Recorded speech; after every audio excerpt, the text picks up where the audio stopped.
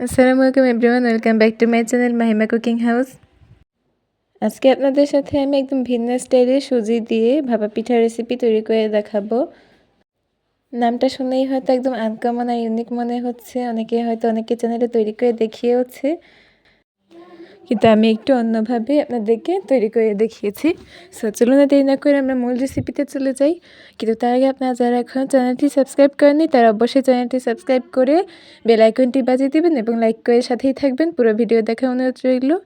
So ফার্স্টে আমি এখানে পুরটা তৈরি করে নিব। এই ভাপা পিঠার ভেতরে যে পুরটা ওইটা, তার জন্য আমি এখানে নারকেল করিয়ে নিয়েছি এবং আখের গুড় নিয়ে নিয়েছি। এখন একটা কড়াইতে সামান্য একটু পানি দিয়ে তারপর নারকেল কোড়া দিয়ে দিয়েছি, সাথে এখানে সেই আখের গুড় কোড়ানোটা দিয়ে দিয়েছি। এখন একটু ভালোভাবে নেড়ে নিব। এখন সামান্য একটু এখানে চিনি অ্যাড করব, মানে চিনি, গুড়, নারকেল তিনটাই আমি এখানে অ্যাড করেছি। আপনারা চাইলে চিনিটা স্কিপও করতে পারেন। এবার সামান্য একটু লবণ আর সামান্য একটু পানি দিয়ে এটাকে একটু নেড়ে নিতে হবে, মানে ভালোভাবে একটু মিশিয়ে নিতে হবে আর কি।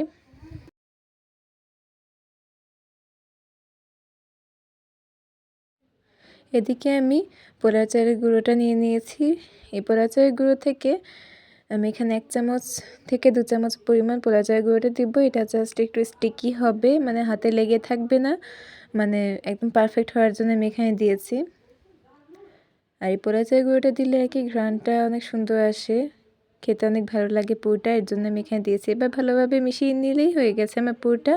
এখন পুরটা এক সাইডে রেখে দিয়ে এখন আমি এখানে 1 কাপ পরিমাণ 1 চিমটি পরিমাণ লবণ দিয়ে দিয়েছি, সাথে এখানে 1 চামচ পরিমাণ বেকিং পাউডার দিয়েছি। এটা হচ্ছে কি অপশনাল, আপনারা চাইলে দিতে পারেন, নাও দিতে পারেন।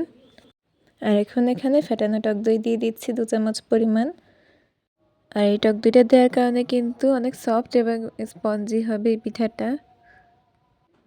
তারপর এখানে চিনি দিয়ে দিচ্ছি পরিমাণ মতো, প্রায় 2-3 চামচের মতো আমি এখানে চিনি দিয়েছি। এখন এখানে লিকুইড দুধ দিয়ে দিব আর সামান্য পরিমাণ এখানে পানি অ্যাড করব, মানে দুধ আর পানি একসাথে এখানে অ্যাড করে তারপরে এই মিশ্রণটা মিশিয়ে নিতে হবে। আর মিশ্রণটা কিন্তু মোটামুটি একটু পাতলা টাইপের করব, কারণ এটা আমি প্রায় 1-1.5 ঘন্টার মতো রেখে দিব। রাখার ফলে কিন্তু এটা একদম পারফেক্টভাবে যেমনটা চেয়েছেন তেমনটাই হয়ে যাবে। সো এত পাতলা দেখে ভয় পেয়ে যাওয়ার কিছু নেই। এটা মিশিয়ে নেওয়ার পর এটা আমি প্রায় 1-1.5 ঘন্টার মতো ঢেকে রেখে দিব। প্রায় 1-1.5 ঘন্টা পর আমি ফিরে এলাম। আর এদিকে আমার যে পুরটা তৈরি করে রেখেছিলাম সেটা কিন্তু দেখতেই পাচ্ছেন, হাতে নেওয়ার পরে হাতে লেগে যাচ্ছে না। এখন এটা একটু লম্বা শেপ করে হাত দিয়ে এভাবে লম্বা করে নিতে হবে। আর আমি যেই ব্যাটারটা মিক্স করে রেখেছিলাম সেটাও কিন্তু 1-1.5 ঘন্টা পরে ফুলে একদম ঘন হয়ে গেছে, মানে যেমনটা চেয়েছিলাম তেমনটাই হয়েছে। বেশি ঘন না বা বেশি পাতলা না, এখন ভালোভাবে একটু ফেটে নিতে হবে। দেখতে পাচ্ছেন এই ব্যাটারটা কিন্তু একদম মানে মিলিয়ে গেছে। এখন একটু ভালোভাবে এই ব্যাটারটাকে আবারও ফেটিয়ে নিতে হবে। এখন আমি এখানে একটা স্টিলের গ্লাস নিয়েছি, এটা হচ্ছে কি স্টিম করার জন্য নিয়েছি। এর ভেতরে আমি একটু ভালোভাবে তেল মিশিয়ে নিয়েছি। এখন এর ভেতরে এই ব্যাটারটা দিয়ে দিব আর দেখতেই থাকুন সামনে কি হতে চলেছে। এই ব্যাটারটা দিয়ে দেওয়ার পরে মানে কিছুটা পরিমাণ আমি এখানে ফাঁকা রেখেছি, কারণ এটা ফুলে উঠলে কিন্তু পুরোটাই ভরে যাবে, এর জন্যে। এখন মাঝখান থেকে যেই পুরটা তৈরি করে নিয়েছিলাম লম্বা শেপ করে সেটা বসিয়ে দিয়েছি। এখন আমি নিচে একটা রাইস কুকারের বলে পানি দিয়েছি এবং উপরে স্টিমারের বলটা দিয়ে এর উপরে গ্লাস দুটো দিয়ে দিব। এখন আমি এখানে একটা সিরামিক্সের কাপের ভেতরে দিয়ে দিচ্ছি। এটা যখন পুরোপুরি হয়ে যাবে তখন কিন্তু কাটার পর অনেক সুন্দর দেখতে লাগবে আর খেতেও কিন্তু অসম্ভব মজাদার হয়েছিল। সো এটা আমি এখন একটা ঢাকনা দিয়ে ঢেকে দিব। প্রায় 20-25 মিনিট পরে আমি ঢাকনাটা উঠিয়ে নিয়েছি। এবার দেখছি এটা কাঠি ঢুকিয়ে যে এটা ঠিকভাবে সেদ্ধ হয়েছে কিনা, কিন্তু এটা কিন্তু ভালোভাবেই সেদ্ধ হয়ে গিয়েছে।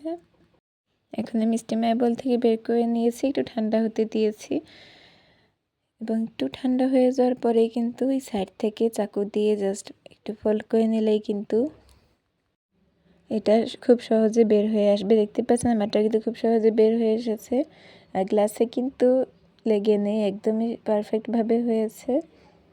একদম ভেঙেও যাচ্ছে না, একদম সুন্দর মতো হয়েছে আর স্পঞ্জিও হয়েছে। এখন আমি এটা চাকু দিয়ে পিস পিস করে কেটে নিচ্ছি। আর কাটার স্টাইলটা দেখেই বুঝতে পারছেন এর ভেতরটা কতটা স্পঞ্জি হয়েছে, একটুও কাঁচা নেই, কাঁচা কোনো ভাব নেই, খুব সহজেই এটা কেটে যাচ্ছে। তাছাড়া কোনো রকমের চালের গুঁড়ো করা ঝামেলা ছাড়াই যে সুজি দিয়েও এত সুন্দর ভাপা পিঠা তৈরি করা যায়, এটা যদি আপনারা না তৈরি করেন বাসায় তাহলে কিন্তু একদমই বুঝতে পারবেন না। সো আপনাদের টেস্টটা নেওয়ার জন্য আপনাদের বাসায় একবার হলেও তৈরি করতে হবে। সো পিঠাটা কিন্তু আমার পুরোপুরি হয়ে গিয়েছে, দেখতে পাচ্ছেন এটার উপর থেকে কতটা সুন্দর দেখতে লাগছে, আর খেতে কিন্তু অসম্ভব মজাদার হয়েছে। আপনারাও চাইলে এই পিঠাটা বাসায় তৈরি করে টেস্ট করতে পারেন। সো আজকের মতো এখানেই বিদায় নিচ্ছি। এতক্ষণ পর্যন্ত যারা আমার সাথে ছিলেন, পুরো ভিডিওটা শেষ পর্যন্ত দেখেছেন, তাদেরকে অসংখ্য ধন্যবাদ। এবং যারা আমার চ্যানেলটি সাবস্ক্রাইব করে পাশে আছেন তাদেরকে আরও ধন্যবাদ, এবং লাইক করে পুরো ভিডিওটি দেখার জন্য অসংখ্য ধন্যবাদ আপনাদেরকে। সবাই ভালো থাকবেন, সুস্থ থাকবেন, সবাইকে ধন্যবাদ। আল্লাহ হাফেজ।